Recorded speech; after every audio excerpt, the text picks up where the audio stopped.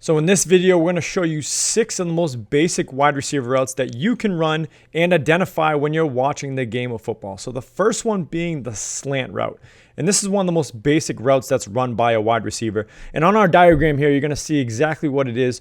The receiver is going to run 3 steps forward, and then they're going to slant hard to the middle of the field.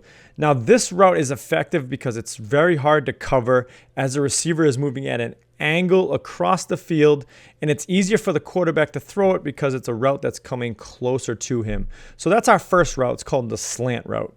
The second route is called the hitch route. Now, what the hitch route is, it's 5 to 6 to sometimes 7 yards, and the receiver is just going to turn around and stop. This is also known as a stop route, where the receiver is just going to run as fast as he can down the field, and then he's going to put the brakes on and turn around back towards the quarterback.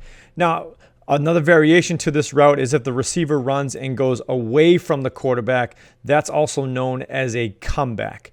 But more commonly, what you'll see, especially when you're watching games on TV or at a high school game or a college game, you'll see a hitch route where they're running as fast as they can forward, and they're going to come back to the football running a hitch or a stop route.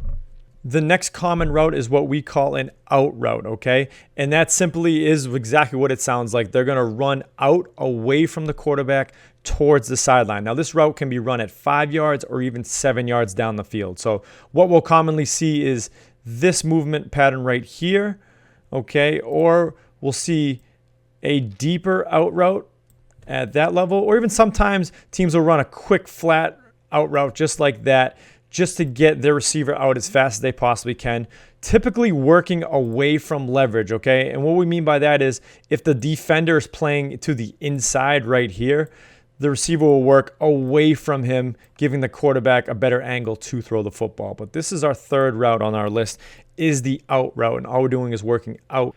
The fourth route that we're going to cover is the post route. Now we're getting more of downfield routes where we're trying to push the envelope downfield.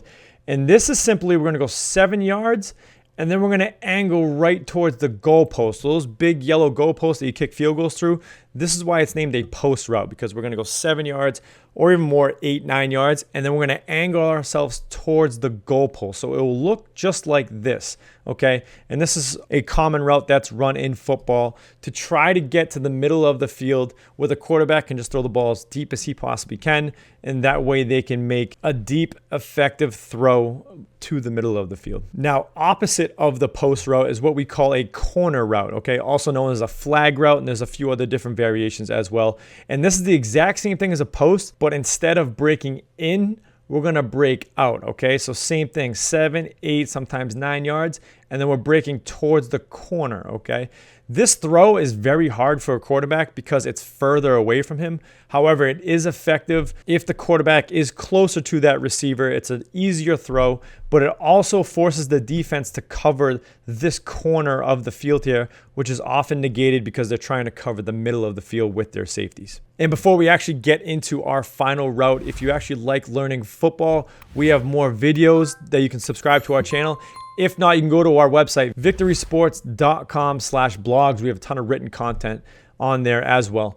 So the final route is going to be what we call a go route, a fly route, a streak. It has many, many names, but essentially all it is the receiver is just going to run straight to try to stress the defense vertically, okay? They're trying to get as many yards as they can running straight. That way the quarterback can just throw the football as far as he can downfield to complete the pass. Now, this is oftentimes you'll see a big play happen in football. It's usually on a go route, okay, where the quarterback's just going to drop back and throw the football as far as he possibly can. And this receiver here is running as fast as he can downfield, okay? So this is a great way to get your speedier receivers downfield to make a big play and flip the field position over. So these are the 6 most basic routes that you'll see in football. If you want to see a part 2 where we go into more complicated routes, comment below part 2 or that you'd like to see intermediate to advanced route concepts. We're happy to put that together for you. My name is Chris Haddad. Be sure to subscribe, hit the notification bell. We come out with videos every single week to help you learn football, and we'll see you next time.